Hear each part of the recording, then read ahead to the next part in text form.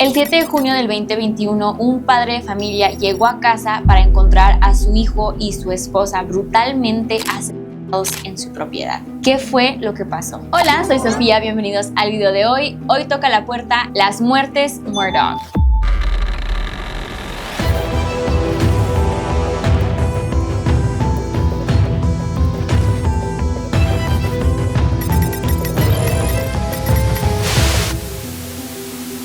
En la primera parte de esta serie de videos hablamos de lo que ocurrió que desenlazó lo que estamos viendo hoy. Lo que comenzó simplemente como el encubrimiento de los errores de un hijo terminó quitándole la vida a este mismo hijo a tan solo 22 años de edad. Les recomiendo que vayan a ver ese video para tener un poquito más de contexto de quiénes son los personajes de esta historia y quiénes son los afectados también. Volvamos a la escena del crimen. Tenemos a Alec Murdaugh, el padre de familia que llegó a casa después de visitar tanto a su papá y a su mamá.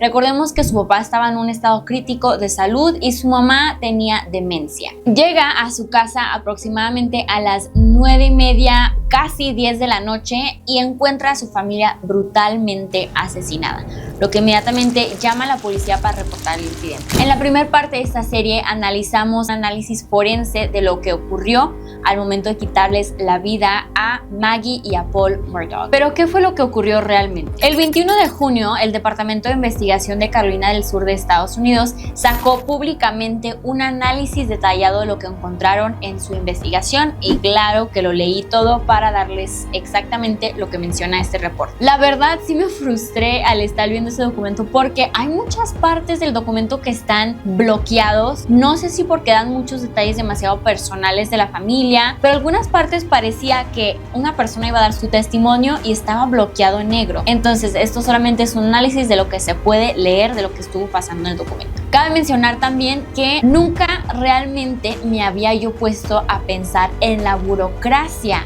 que requiere un crimen. Imagínate que llegas a tu casa, encuentras a tu familia brutalmente asesinada y todavía tienes que llenar papeles y papeles y papeles y papeles de lo ocurrido. El documento que publicó este departamento de investigación es un documento de muchísimas páginas y la mayoría es meramente burocracia de quién era Paul, quién era Maggie, cómo los encontraron, qué evidencias habían y todo era obviamente cosas que tenía que firmar el papá. Ni siquiera puedes pasar bien tu duelo por estar en la burocracia que requiere un crimen. Súper triste. Anyways, cuando se recibió la llamada de Alec Murdaugh, hubo primero que nada un poco de confusión al principio de quién iba a recibir esta llamada. No sé si en México ocurre igual que en Estados Unidos, pero en Estados Unidos cuando tú realizas una llamada del 911, esta llamada se enlaza a la torre celular más cercana. Dependiendo de tu ubicación y de la torre a la que se enlace es a dónde se va a mandar tu llamada del 911. Digamos, si yo ahorita en este momento realizo una llamada del 911, la torre más cercana va a mostrar que yo estoy ubicada en Durango y se va a mandar a el centro de policía de Durango. Al momento de realizar su llamada, Alec Murdaugh ocurrió una confusión en las torres de quién recibió la llamada porque su casa, aunque se encontraba en las afueras del condado de Colton, todavía estaba en Colton, pero al estar tan cerca de las afueras y en la orilla, se enlazó su llamada con otro condado, con el condado de Hampton. Entonces, al principio de la llamada sí escuchamos como que una confusión de la chava de que me estás hablando de Colton y luego pausa y le transfiere la llamada al departamento de Colton y se tiene que repetir toda la información que ya se había realizado. Un policía que se encontraba en el área llegó a la escena del crimen aproximadamente a las 10:26 de la noche. Recordemos que Alec Murdaugh realizó la llamada aproximadamente a las 10:04, 10:08 de la noche. El policía entra, verifica el fallecimiento de las víctimas. También en el video pasado analizamos el lenguaje corporal. Bueno, obviamente no soy experta, ¿verdad? Pero analizamos lo que se ve en la cámara que estaba grabando del policía al llegar a la escena del crimen. Recordemos de nuevo que por alguna razón se pone a explicarle de que tengo unas pistolas, las pistolas las recargué aquí, o sea, cosas y detalles como que un poquito extraños. Bueno, el policía llega, confirma el fallecimiento de las víctimas y marca como escena de crimen segura. Lo que ocurre normalmente es que los primeros policías que llegan tienen que verificar que el área está segura para que entren los paramédicos y el perito. Y fue exactamente lo que hizo este policía, verificó que el área fuera segura y así permitió entrar a los paramédicos y los investigadores para ver qué fue lo que ocurrió esta noche. Dentro de ese reporte que leí, dice el policía policía que él simplemente fue a verificar el área y se fue y ya no supo más de lo que ocurrió con el caso. La policía hizo un análisis de las balas que se utilizaron dentro de la escena del crimen y encontraron que hubo dos tipos de armas que se utilizaron. Una de ellas era muy poco común que la gente normal lo tuviera en su casa porque era un arma que normalmente se utilizaba para cazar jabalí, y la otra arma también era un arma de alta potencia que realmente la gente no va a tener en su casa en el día a día. Las dos armas eran propiedad de la familia Murdaugh. A las 10:28 de la noche, 20 minutos después de que Alec Murdaugh realizó la llamada, se solicitó la ayuda del coronel y al departamento judicial y de investigación. La razón por la que se solicitó esta ayuda es porque se dieron cuenta de la complejidad del caso Murdaugh, y también porque el departamento local del sheriff estaba demasiado involucrada con la familia Murdaugh, tanto en sentido político, judicial y emocional. Recordemos que la familia Murdaugh era una dinastía de abogados en el área de Carolina del Sur, por lo que tenían mucho poder judicial y estaban muy involucrados con diferentes departamentos dentro del condado Fulton. Los investigadores declararon que Maggie y Paul murieron aproximadamente en las 9 y las 9:30 de la noche, y la verdad que es una ventana de tiempo muy angosta para que se realizara este asesinato tan brutal. No se sabe exactamente cuáles fueron los detalles o la evidencia que tuvieron para llegar a la conclusión de que fue esta ventana de tiempo. Al día siguiente, los medios explotaron con esta noticia. Reitero, era una familia muy conocida dentro de Carolina del Sur y era una familia con muchísimo poder. Por ende, las noticias dijeron, esto es un caso que tenemos que dar a conocer. La policía salió a decir que no era una preocupación esta noticia, ya que era un caso aislado y no se trataba de un asesino en serie, no se trataba de alguien que estaba como que buscando a ciertas familias para atacarlas. Algo también que cabe notar es que al principio muchos pensaron, incluso el papá de Paul, Alec Murdaugh, el que reportó el incidente, lo primero que le dijo a la policía cuando ellos llegaron es: mi hijo estuvo en un accidente de bote hace unos meses y desde entonces ha estado recibiendo muchas amenazas. Tal vez fue una de esas amenazas lo que se llevó a cabo el día de hoy. Pero algo que hay que notar es que la familia Murdaugh no tenía como que una rutina muy estable. En ocasiones se encontraban en su casa de Mosdale Road, que es la casa donde ocurrió el crimen. A veces se encontraban en casa de sus abuelos, a veces se encontraban en sus cabañas de otro lado de la ciudad, pero no tenían como una rutina estable de que los domingos nos vamos a la casa de Mosdale. No, literalmente era como se les pegaba la gana. A veces en ocasiones Paul no estaba en su casa con su papá, se encontraba en casa de sus amigos. Entonces es muy difícil que alguien que estuviera realmente buscando quitarle la vida a Paul, que dijera, este día vamos a ir a buscarlo, porque no sabían si iban a estar en Mosdale Road, no sabía si iba a estar su papá, no sabía quién iba a estar presente en la casa. Entonces se descartó por completo la posibilidad de que este fue un ataque muy personal hacia Paul o de que fuera un asesino en serie. 7 semanas después y aún no se tiene ni a un solo sospechoso en mente. No se había comentado nada acerca del caso, como que se estaban olvidando o qué pasó. En este momento muchos, la verdad, comenzaron a sospechar de Buster Murdaugh. Recordemos que los miembros de la familia Murdaugh eran Alec, el papá, Maggie, la esposa, y sus 2 hijos, de cual Paul era el menor. El hijo mayor era Buster Murdaugh. De nuevo, les reitero, si no vieron la primera parte de este video, vayan a verlo para entender bien el contexto de lo que está pasando y quiénes son los miembros involucrados en esta historia. Empezaron a sospechar de Buster Murdaugh, el hijo mayor de Alec y Maggie. Buster, la verdad, tenía una coartada legítima y verificada. La policía ya lo había investigado como persona de interés, pero no era un sospechoso, meramente una persona de interés. El tío de Paul comentó en una entrevista que Paul había estado recibiendo muchísimas amenazas de muerte después de lo que pasó en la primera parte de esta serie de videos del accidente en bote. Pero incluso la policía llegó a investigar a la familia de Mallory, la víctima del accidente de bote, porque pensaban que ellos sí tenían una razón legítima por querer ver a Paul muerto. Pero de nuevo, no encontraron ninguna evidencia que los involucrara en la escena de crimen, e incluso la familia de Mallory realmente se sintieron muy mal por esta pérdida. No importa lo que haya pasado, al final del día se perdió una vida y era una persona de 22 años, o sea, tenía toda una vida por delante. Tal vez cometía muchos errores de adolescente, tal vez la familia no era como que la mejor familia, pero al final del día era una vida que se perdió. La familia Murdaugh, Paul y Buster, eventualmente llegaron a ofrecer una recompensa de $100,000 por cualquier información que se diera acerca de este caso. Incluso la policía local hizo una línea telefónica específica para este caso para ver si alguien sabía algo. Lo más peculiar de esta recompensa es que tenía una fecha límite. Normalmente cuando alguien ofrece una recompensa por un tipo de información, no dan una fecha límite, ¿sabes? Como que ya cuando se dé información te damos el premio, pero tenía fecha límite de septiembre de ese mismo año. El celular de Maggie, la mamá de Paul, fue encontrado al día siguiente del crimen a unas cuadras fuera de la propiedad Moselle. También cabe notar que múltiples armas fueron removidas del hogar de la propiedad de Murdaugh antes de que se confiscaran para ser investigadas. De hecho, nunca se confiscaron las armas que se utilizaron. Algo muy interesante de esto y algo que vi en alguna de mis investigaciones del tema es que una persona al escuchar esta noticia decidió volar su dron sobre la propiedad Moselle pensando que, pues bueno, acaba de ocurrir una escena de crimen, no creo que encuentre nada porque no va a haber nadie en la propiedad, ¿qué voy a encontrar? Y estaba totalmente equivocado. Lo que encontró fue a la familia Murdaugh, tanto Alec como su hijo Buster, se estaban llevando todas las armas que tenían en la casa para ir a cazar jabalíes. Y era muy extraño porque no había pasado ni siquiera una semana de la escena del crimen y ya se estaban llevando las armas que son evidencia de una escena de crimen para uso cotidiano.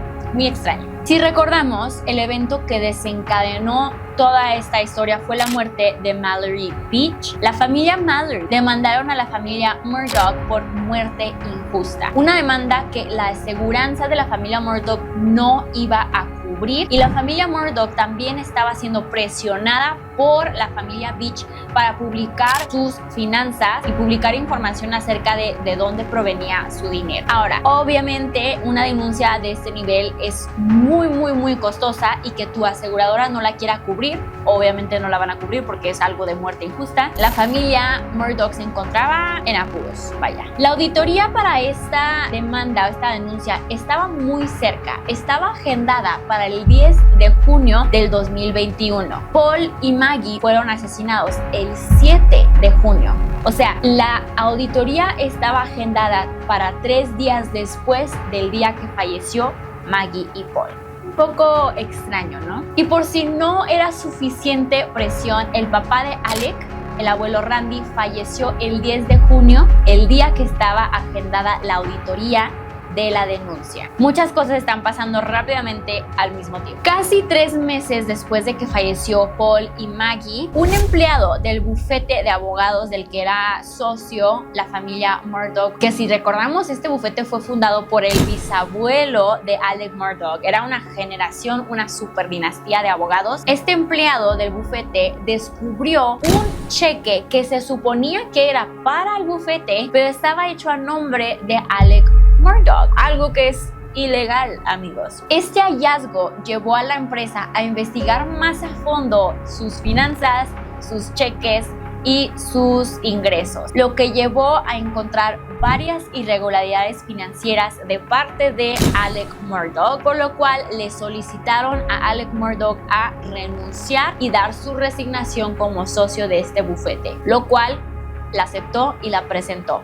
Al contrario, le meterían una super denuncia y ya son demasiadas denuncias y dijo, ¿sabes qué? Lo confieso, sí la regué, sí cometí fraude fiscal, sí cometí fraude financiero, ni modo, renuncio. Y extrañamente, ese mismo día que decidió renunciar, bueno, que lo obligaron a renunciar, extrañamente 4 horas después, el 4 de septiembre del 2021, Alec Murdaugh recibe un tiro a la cabeza. La policía obviamente comenzó a investigar más a fondo a la familia Murdaugh por todo lo que se estaba dando a cabo y encuentran muchas cosas perturbadoras, más perturbadoras de lo que ya está pasando. Entre sus búsquedas encontraron un caso que había ocurrido años antes, en el 2015, el caso de Steven Smith, un joven de 19 años que fue encontrado muerto y tirado en la carretera. Steven y Stephanie eran cuates y crecieron en la misma ciudad que la familia Murdaugh. De hecho, crecieron y estudiaron junto con Buster, el hijo mayor de la familia Murdaugh, de Alec y Mike. Steven Smith lamentablemente fue encontrado muerto tirado en Sandy Run Road el 8 de junio de 2015 aproximadamente a las 4 de la mañana. Pero desde el encuentro del cuerpo había muchísimas irregularidades y cosas extrañas con el caso. Primero que nada, su cuerpo fue encontrado con la cabeza llena de sangre, una herida profunda en la misma aproximadamente de 18 centímetros de largo, pero no había ningún otro daño en su cuerpo, solamente el golpe a la cabeza. Pero el coronel lo declaró como un homicidio a balazos. What the fuck? O sea, no había ninguna evidencia de que hubo tiroteos, no había balazos, no había balas tiradas, no había heridas, ni siquiera marcas de llantas para que fuera así como que lo dispararon pasando o algo. El que realizó la autopsia declaró algo totalmente diferente. Él declaró que el joven Steven murió por un accidente automovilístico en el cual la persona se dio a la fuga. Pero, ¿qué tiene que ver un accidente automovilístico que lo atropellaran con el golpe en la cabeza? Literalmente no tenía ninguna evidencia de que fue atropellado. Tenía cortaduras, tenía moretones y tenía sangre en sus vías respiratorias. No había evidencia que apoyara lo que estaba declarando el forense.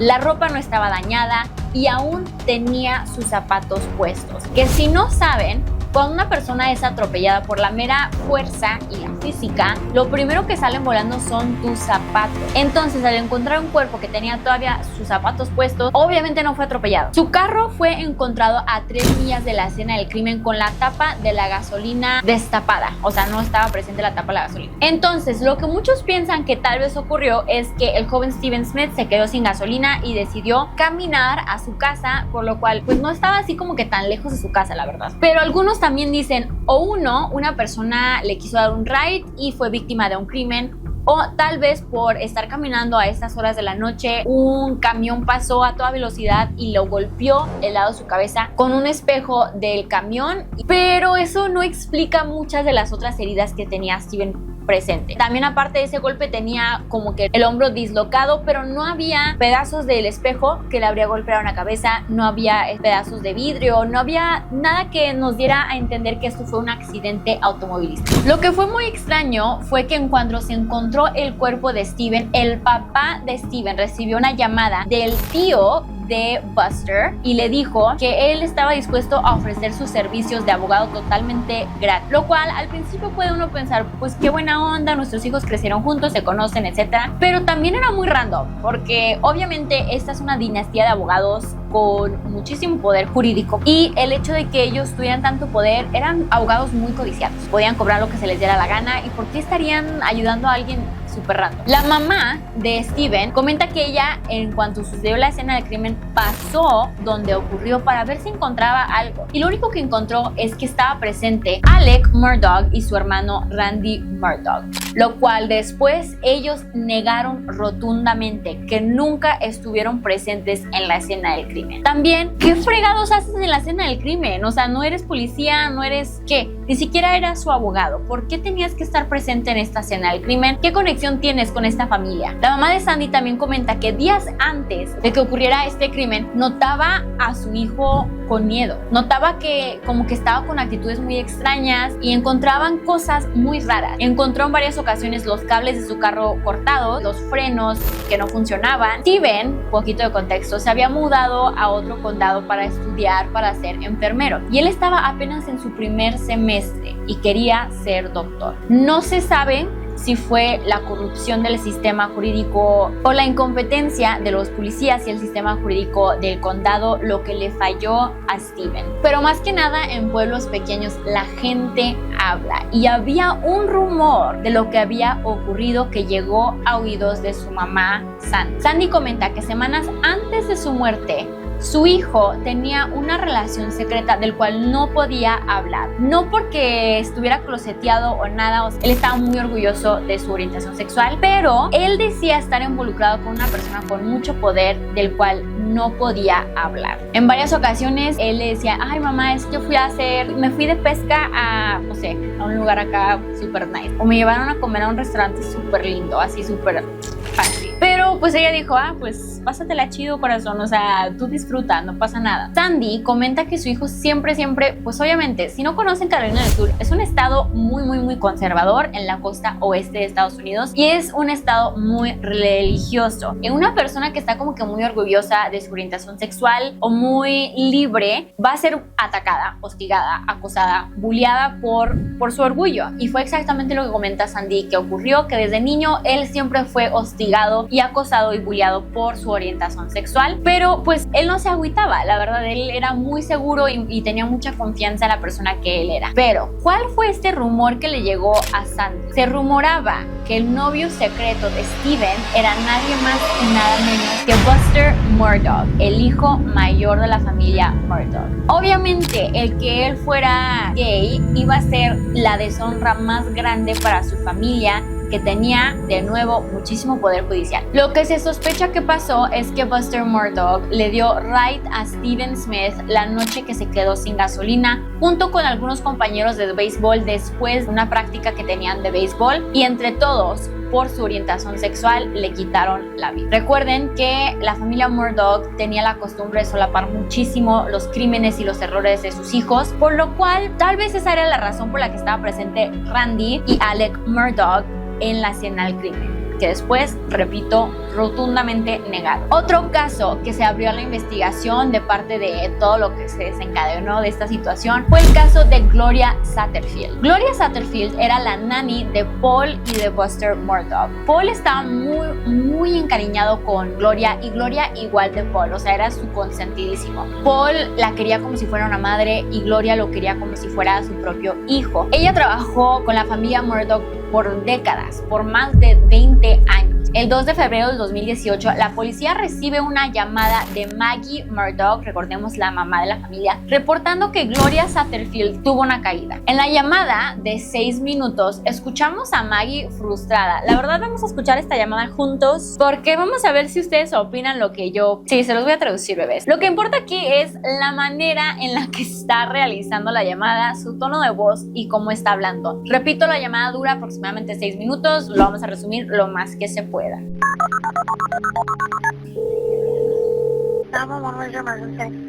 4147 Moselle Road. Primero que nada, que también es algo muy curioso que noté de Alec Murdaugh, cuando hace la llamada le dicen ¿cuál es tu emergencia? En lugar de decir lo que ocurrió, dieron primero la dirección. No sé si es por eficiencia o qué onda, o tal vez porque tienen experiencia con las llamadas del 911. Hey, can you give me the address and look at make sure I got it right? Yes, 4147 Moselle Road. Okay, what's going on out there? I'm sorry? What's going on out there? My housekeeper has fallen and her head is bleeding. I cannot get her up. Le comenta que la emergencia es que la persona que me ayuda en mi casa se cayó y está sangrando de la cabeza, no la puedo levantar. Okay, you said she's fallen. She's bleeding from the head? Yes. Okay. How old is she?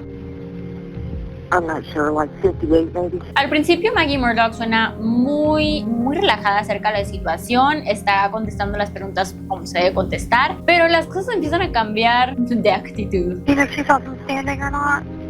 No. No. Where'd she fall from? She fell going up the steps, up the brick steps. Ella comenta que se cayó cuando estaba subiendo las escaleras de ladrillo. Okay, so she outside or inside? Outside. Okay. How many steps is there?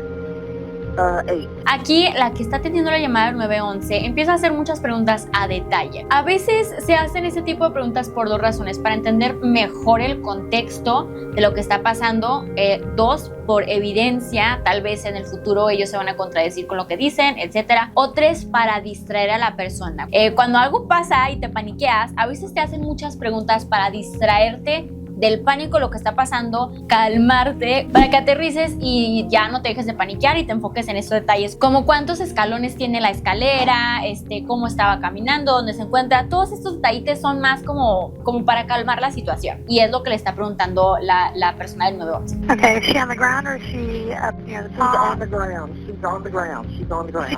Ok, aquí es cuando Maggie Murdaugh se empieza a poner frustrada, de que literal, relájate, porque obviamente obviamente le preguntó, ¿se encuentra tirada en el piso? ¿Se encuentra tirada en la escalera, en el escalón? ¿Dónde está? Está en el piso, está en el piso, está en el piso. Le dice como 5 veces, está en el piso, está en el piso. Y ya empieza a elevar su tono de voz y empieza a frustrarse con la chava de la llamada. No, not really. Is she awake at all? Yes. Okay. Is she just not like responding appropriately, but she is awake? Ok, aquí empieza a frustrarse con la chava de la llamada. La chava de la llamada le dice, ¿cuántos escalones tiene tu escalera, tu entrada? ¿Son de ladrillo? ¿De qué material son? De nuevo, ese tipo de preguntas son necesarias, tienen un motivo para hacer. También, aparte de la necesidad de saber a detalle lo que ocurrió, también les ayuda a saber a los paramédicos a qué situación se están enfrentando cuando lleguen a atender a la persona. Is she just not like responding appropriately, but she is awake? Man, she's not. Ok, aquí ya se está enojando un poquito Maggie Murdock porque le dice, o sea, si tú me dices a mí, se cayó esta chava, necesito un poquito más de detalles, o sea, necesito informarle a los paramédicos en qué situación se encuentra esta mujer ahorita. Entonces le pregunta a Maggie Murdock, ¿está totalmente desmayada, no está despierta o está semiconsciente? O sea, dime un poquito más de lo que está pasando. Y aquí Maggie ya está así como que, ay señora, te estoy hablando y no me pones atención, que no es lo que está pasando, solo se está frustrando. Well, I mean, she's mumbling. Okay, so she is somewhat conscious. A lo que Maggie le dice es que no está totalmente inconsciente, está como que balbuceando, pero no se entiende nada de lo que me está diciendo. Is she breathing okay? Yes. Is she bleeding from anywhere? Yes, her head. Hey, are you guys able to control the bleeding? No, Can you I put haven't a even clean tried. rag or anything on it? Yeah, I got it. Okay, is she bleeding from like her face, the back of the head, her neck? Le dice, ¿está sangrando? Sí, está sangrando la cabeza. ¿De dónde la cabeza está sangrando? ¿En la parte de atrás, la parte de enfrente, de los lados? O sea, dime algo. Okay. Okay. Oh, God. Y aquí ya está Maggie enojada, le hace así como que, o sea, ¿qué pedo? ¿Por qué me están haciendo tantas preguntas? What happened? She just fell back down. Can I get off this phone so I can go down there? Y le dice, te puedo dejar porque tengo que ir a atenderla, no se puede levantar. Ok. En este momento ya le va a pasar el celular a Buster, su hijo mayor, Hello? que se le contesta. Can you ask the patient what kind of pain she's having? Ma'am, she can't talk. Que también se encuentra frustrado. Le pregunta la de la llamada, ¿me puedes decir qué tipo de dolor está sufriendo la mujer? Pues obviamente, o sea, si tienes que dar contexto, bebé, no te puedo ayudar si no me das contexto. Obviamente Buster está frustrado de que es que no puede hablar. Okay, do you know... She's cracked her head and there's blood on the concrete and she's bleeding out of her left ear. Y ya Buster da un poquito más de detalles. Está sangrando detrás del oído izquierdo, como que se cayó así, no sé. Okay, she's bleeding out of her ear. And out of her head. She's cracked her skull. Okay. All right, the other lady said that she had tried to stand up and fell down again. No, I was holding her up. And Okay. Aquí Buster nos da contexto de que él estaba intentando levantar a Gloria para ayudarla y se le cayó otra vez. she told me to turn her loose and she was trying to use her arm, but then she fell back over. Okay, do you guys know who she is? Yes, she works for us. Okay, do you know if she's ever had a stroke or anything before? Man, can you stop asking her to... Aquí Buster ya se enojó. Ma'am, can you stop asking me all these questions already? O sea, le dice, deja de hacerme tantas preguntas. Obviamente la de la llama dice, te estoy intentando ayudar, o sea, relájate, contéstame las preguntas. Porque le preguntó, ¿sabes si ella tiene algún historial de paros cardíacos, si ha tenido algún tipo de enfermedad? Pues es que obviamente tiene que saber esto el paramédico para saber qué medicamento le va a otorgar, cómo la va a atender. I have them on the way. I already have them on the way. Me asking questions does not... Y dice lo mismo, ya está la policía en camino, el que yo te haga estas preguntas no va a hacer que lleguen más rápido. These are relevant questions that I have to ask for the ambulance. Son cosas que le tengo que preguntar para los paramédicos y la ambulancia. One of my questions is, has she ever had a stroke? I don't believe she's ever had a stroke now that I know Okay. Okay, is she able to talk to you guys at all, or is she unconscious now? that. She's not unconscious, she's just mumbling. Okay. I believe she's maybe hit her head and maybe has a concussion or something. Okay. Maybe. Do you know what her name is? Gloria Satterfield. Aquí se dice que es Gloria Satterfield. Anteriormente le preguntó la de la llamada si la conocen o no la conocen y dijo sí. es la que nos ayuda en la casa. Aquí vamos a tener la llamada porque ya se dieron cuenta que... ¿Qué opinan? ¿Estaba en lo justo que se enojaran o no? No lo sé, yo nunca he estado en una llamada de emergencia al 911, entonces no sé qué se siente este tipo de presión o esta ansiedad, pero comenten, ¿es justo que se estén frustrando por las preguntas que está haciendo o no? Bueno, en un momento en que le dice qué fue lo que pasó, Maggie le dice, ¡ay, pues se cayó! O sea, sí, ¿verdad? Hay más contexto, ¿no? Y le dice en repetidas ocasiones de que le dejen de hacer tantas preguntas, aunque la de la llamada ya les dijo que es muy necesario estas preguntas. Esto pasó a principios de febrero, el accidente. Después de esto, Gloria Satterfield estuvo hospitalizada en coma, a lo que el 26 de febrero desafortunadamente falleció por las heridas que ocasionaron esta caída. De acuerdo a los documentos de la corte, Alec Murdaugh se sentía súper mal, se sintió súper mal de que falleciera Gloria Satterfield porque pues era mi empleada, trabajaba por mí, tenía hijos, falleció y fue mi culpa porque estuvo en mi propiedad, me siento pésimo. Entonces lo que voy a hacer es, me voy a autodemandar para que mi aseguradora le pague a la familia de Gloria para que tengan dinero. Lo cual, años después, los hijos de Gloria Satterfield se dieron cuenta de lo que hizo Alec Murdaugh. Ellos no sabían, no tuvieron ni la más mínima idea de que Alec Murdaugh hizo esto según para ayudarlos, porque nunca recibieron ni un peso. El total de dinero que recibió Alec Murdaugh por esta autodenuncia fue de $4.6 millones, a lo cual, después de quitarle los gastos de abogados y todo eso, se les iba a entregar a la familia Gloria Satterfield aproximadamente $3 millones y no recibieron ni un solo peso. Se sospecha y se rumora que Maggie o Alec estaban involucrados con la caída y el accidente de Gloria Satterfield. De esto no hay ningún tipo de evidencia, pero la razón es porque Alec Murdaugh tenía una fuerte adicción a las opioides, que son como que medicamentos para dolor súper fuertes y adictivos. Entre ellos se encuentra, me parece que la morfina, etc.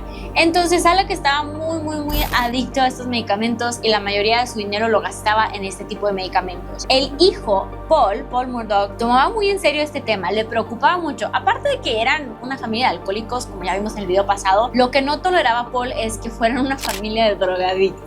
O sea, alcohólicos sí, drogadictos jamás. Entonces a él le agüitaba mucho que su papá tuviera esta adicción, por lo cual él vigilaba mucho a su papá de que no estuviera consumiendo estos medicamentos de manera adictiva. Por esta razón, Alec Murdaugh decidió pues seguir consumiendo estos medicamentos a escondidas. Gloria, quien ayudaba tanto en la casa como a cuidar a los niños, Gloria, al limpiar la recámara de Alec y Maggie, encontró una bolsa gigantesca de pastillas debajo de la cama de Alec Murdaugh. Gloria se lo comentó a Paul y le dijo, mira, la neta, hay una super bolsa de medicamentos debajo de la cama de tu papá. Ya sé que a ti te preocupa mucho que consuma. Te lo digo porque sé que te preocupa y a mí también me preocupa. Y se dice que esta fue la razón por la que unos días después Gloria Satterfield sufrió un accidente que le quitó la vida por andar de chismosa con los medicamentos de Alec Murdaugh. Pero ya teniendo este contexto de los casos en los que estaba involucrada la familia Murdaugh, volvamos al 4 de septiembre, el día en el que Alec Murdaugh renunció su asociación o su sociedad a el bufete jurídico de abogados y recibió un tiro a la cabeza. Pero está vivo,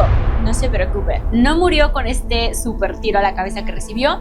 En cuanto recibió este tiro a la cabeza, le llamó a la policía para reportar el incidente, diciendo que él simplemente estaba en la carretera cambiando una llanta cuando una persona desconocida llegó y lo disparó, y que él pudo como que esquivar la bala acá tipo Matrix y solamente le dio un rasguñito al lado de su cabeza. Suertudo Alec Murdaugh. Pero no encontraron nada, no encontraron ni una bala, no encontraron marcas de llantas de un carro, y Alec dio la descripción más vaga del sospechoso, que era un hombre en una camioneta y una cachucha.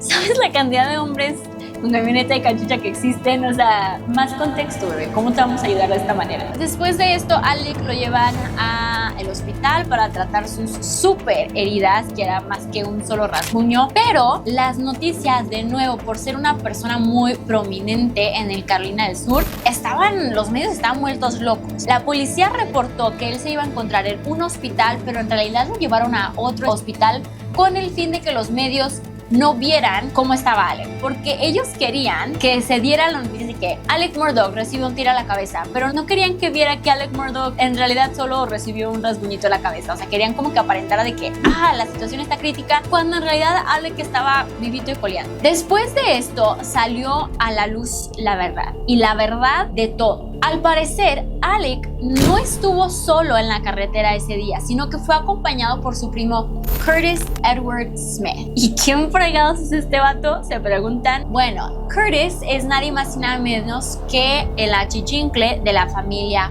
Murdaugh. Básicamente, Curtis era el que se encargaba de hacer todo el trabajo sucio de la familia Murdaugh. Todos los mandados, todas las entregas, todo lo que tenía que hacerse lo hacía Curtis, y incluso llegaron a considerarlo como el quinto Murdaugh, porque eran varios miembros y él era como que no era familiar, pero sí estaba involucrado con la familia. Se descubre que en esta ocasión Alec Murdaugh contrató a Edward, como cualquier otra ocasión que lo contrata seguido para hacer sus mandaditos, lo contrató para matarlo. O sea, quería suicidarse, pero si él se suicidaba, no iba a poder cobrar el seguro de vida, tenía que hacer un homicidio o un accidente. Por lo tanto, contrató a Curtis para que lo matara y su hijo Buster pudiera cobrar el seguro de vida. Después de salir públicamente a disculparse por sus errores, o sea, por intentar contratar a alguien que lo matara, se anexó porque reconoció que tenía un problema con las pastillas, pero esta vez Alec Murdaugh no iba a salir con la suya. La policía arrestó a Alec Murdaugh y recibió los cargos de fraude de aseguranza, conspiración por cometer fraude de aseguranza y reportar un crimen falso, y también un suicidio asistido.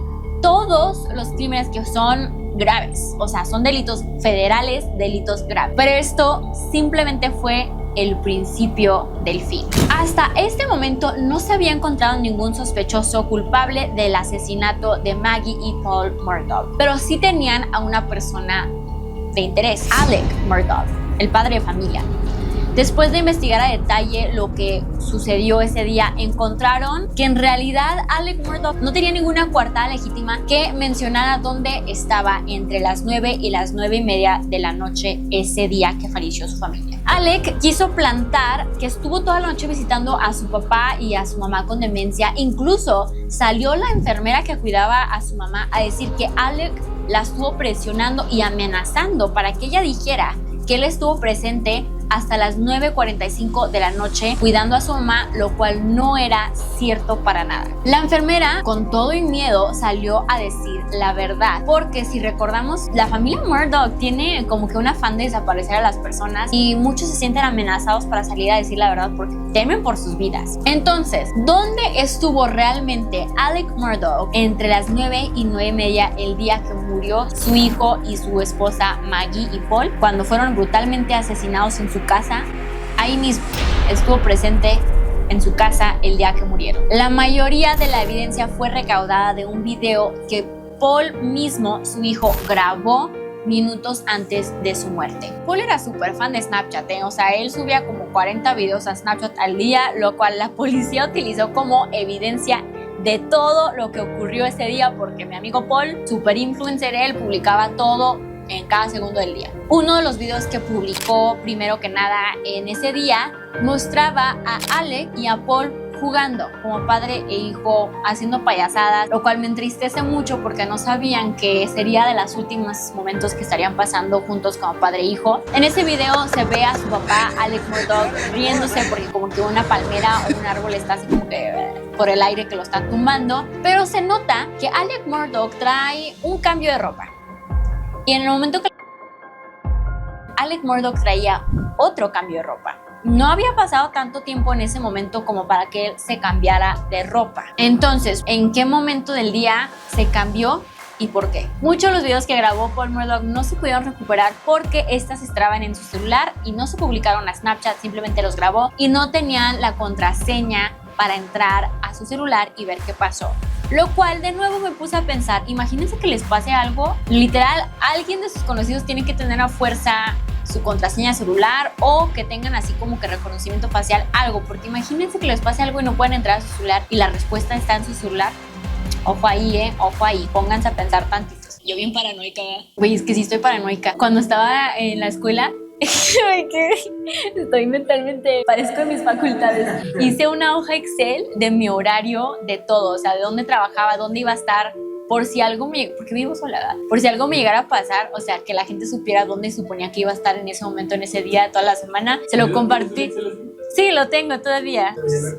Ya no coincido porque ya no estoy en la escuela, pero cuando trabajaba así mucho y que estaba acá y acá y acá, de que tengo que estar en el gimnasio a esta hora, tengo que estar en la casa a esta hora, y se lo compartí a mi novio, a Alejandro y a Carlos. O sea, ellos estarían en cualquier, si me hackeaban, sí me podían secuestrar. Soy mentalmente enferma, paranoica, vaya. Pero bueno, uno nunca sabe lo que puede pasar. Uno nunca sabe. Mejor prevenir que lamentar. Exacto. Finalmente, meses después lograron entrar al celular de Paul Murdaugh y encontraron el video que les dio quién era el culpable del asesinato de Paul y Maggie. Recordamos que Paul y Maggie, bueno, la casa Moselle, tenían un vecino y este vecino no se encontraba en la ciudad en el momento del crimen. El vecino les había encargado a la familia Murdaugh, específicamente a Paul, le encargaron a su mascota. Recordemos que Paul y Maggie fueron encontrados en el área donde guardaban a todos sus perros. Era familia que les gustaba mucho cazar y tenían muchos perros de cacería, y estos se encontraban como que en sus jablitas. Parecía como que tenían 20 perros, no lo sé. Entre estos perros se encontraba el perro del vecino. Algo estaba pasando con el perro del vecino. Funciona como que el perro del vecino, no, la mascota del vecino. Él veía que el perrito tenía algo, entonces él grabó al perrito para mostrarle y mandarle el video al dueño y decirle, mira, como que tiene algo en su colita, una bolita, algo preocupante ahí. En esta grabación, obviamente se ve el horario en el que se grabó el video, que fue aproximadamente a las 9:15 de la noche, y se escucha la voz de Maggie y la voz de Alec Murdaugh, lo cual lo planteó en la escena del crimen precisamente minutos antes de que muriera Paul y Maggie Murdaugh. En su juicio, obviamente recibió los cargos Alec Murdaugh de asesinato de doble homicidio de su propia familia y un asesinato premeditado. En su juicio, 75 testigos se presentaron en contra de Alec Murdaugh y más de 800 imágenes y evidencias en su contra, planteándolo como la mente maestra de las de su hijo de 22 años y de su esposa. Finalmente, Alec Murdaugh admite que mintió, pero no admitió que mató a su familia. Admitió que mintió y que en las interrogaciones él estaba en un episodio paranoico por todas las adicciones de opioides, por todos los medicamentos que consumía. Estaba en un episodio paranoico y que por eso le mintió a las autoridades porque estaba como que asustado, no sé. Yo nunca he consumido un medicamento de este tipo, no sabría decirte. Bueno, mi papá una vez estaba hospitalizado y dice que sí empezó a alucinar con la morfina, entonces sí puede ser verdad. Sí puede ser que entras en un episodio paranoico. Ustedes, si han consumido algo así, legal o ilegal, no sé, no me interesa. Ilegal. Pasen el contacto. Comenten si entras en un episodio paranoico, no lo sé. Entonces, recordemos, hay que recordar muchas cosas. En la llamada que hace Alec Murdaugh al principio, van a escuchar una parte en la que está llorando y dice, I did him so bad, pero obviamente con su acento acá vaquerillo y llorando. No se entiende mucho, pero yo la primera vez que lo escuché dije, ¿por qué dijo eso? I did him so bad, lo que significa, lo dejé muy mal. Ay, no me imagino. Si ven el video de cómo falleció y cómo fueron asesinados Paul y Maggie, estuvo descarado la manera en que fueron asesinados. ¿Cómo le disparas a tu hijo de esa manera? Y cómo no sientes remordimiento de hacerlo. Obviamente se le iba a salir ese comentario después de asesinar a tu hijo de esa manera y a tu esposa de esa manera. Y sí, él dice que no dijo eso. Él dice que dijo, they did him so bad. Ellos lo dejaron muy mal, no yo lo dejé muy mal. Pero al momento de reducir la velocidad del audio, está más que claro que dijo I did him so bad. En otra interrogación dice I've been up to it now, it's bad, que significa como que me estaba portando mal, esta vez se me pasé. Corazón. O sea, ni cómo ayudarte, mi vida, ni cómo ayudarte, la verdad. Finalmente, les comenté, Alec Murdaugh admitió que estaba paranoico, desconfiaba de las autoridades y por eso mintió pero no admitió que él fue el que asesinó a su familia. El jurado, todos unánimemente concluyeron que Alec Murdaugh era el único sospechoso y el culpable de asesinar a su hijo Paul de 22 años y a su esposa Maggie Murdaugh, que él era la única persona que tenía los motivos, los medios y la oportunidad de matar a su familia. Ahora, realmente, ¿cuál era su motivo? ¿Por qué lo hizo? Lo hizo para distraer a los medios y la opinión pública de que saliera a la luz la verdad de sus fraudes financieros y la exorbitante cantidad de crímenes que había cometido a escondidas y había solapado. Pero pues obviamente al hacer esto hizo totalmente lo contrario, salió a la luz todos los crímenes que habían solapado él y su familia hasta entonces. Alex recibió múltiples condenas por fraudes financieros y fue sentenciado a 40 años por los fraudes financieros y a 2 cadenas perpetuas por el asesinato de su esposa Maggie y su hijo Paul. ¿Qué opino acerca de esto? Está más que claro que sí le dolió más dispararle a su hijo porque no lo pudo ver a los ojos. En la maqueta vemos que Alec Murdaugh le disparó a Paul y Paul estaba de espaldas, por lo cual tal vez podemos concluir que le dolía más disparar a Paul que a Maggie y que él esperaba que con un solo tiro Paul iba a fallecer, lo que no fue cierto y le tuvo que dar otro tiro directo. En la maqueta vemos que Paul pudo ver quién fue el que le disparó. Imagínate, voy a llorar. Imagínate ver a tu papá dispararte. ¿Por qué? O sea, porque ni siquiera puedo imaginar lo que pasaría por mi cabeza, que me disparen y volteo a ver y que es mi papá. O sea, que tus últimos momentos de vida sea darte cuenta que tu papá te traicionó y que te quitó la vida. Qué horrible a ese eso. Aparte de eso, si ven la maqueta de cómo falleció Maggie, esa sí fue innecesaria. O sea, un tiro, 2 tiros, ok, pero fueron muchísimos tiros lo que le dio y fue como un arma de alto calibre, o sea, no fue una pistolita acá, era literal un arma grandísima que utilizó para dispararle a tan solo metros de donde estaba. No era necesario. Le disparó atrás, le disparó de frente, le disparó cuando ya estaba tirada. No me imagino sentir que tu papá, que tu esposo te traicione de esa manera y te quite la vida. Sinceramente, Alec Murdaugh, espero que te pudras en la cárcel. No mereces tener una familia, no mereces piedad de Dios ni de nadie. Qué asqueroso ser humano matar a tu hijo de esa manera. Entiendo que tu hijo y tu esposa tal vez no fueran las mejores personas, pero un hijo no merece ser asesinado a sangre fría por su padre, por dinero, porque te daba miedo que te descubrieran tus fraudes. No más, o sea, me da mucho coraje, malditos perros asesinos. Pero bueno, déjenme relajo tantito que me estoy alterando. Si llegaron al final de este video y lo vieron completito, que primero que nada muchas gracias, es un tema muy muy turbio. Comenten un emoji de un perrito para saber quiénes son los reales. De nuevo, comenten, denle like, suscríbanse. Hay muchos de ustedes que ven mis videos y no están suscritos. ¿Qué les cuesta? De una, ya estamos aquí. Es más, me espero. ¿Ya? ¿No? Tengo todo el tiempo del mundo, suscríbanse, por favor. Les doy un besito a todos los que se suscriban. Besitos, bye. Adiós.